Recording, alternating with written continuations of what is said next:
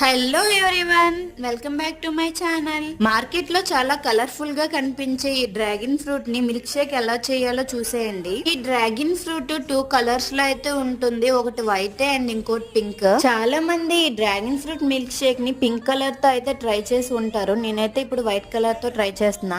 1 fruit తీసుకొని దాన్ని half గా అయితే కట్ చేసుకున్నాను. దాన్ని 4 పీసెస్ గా అయితే కట్ చేసుకొని పీల్ ఆఫ్ అయితే చేసుకున్నాము.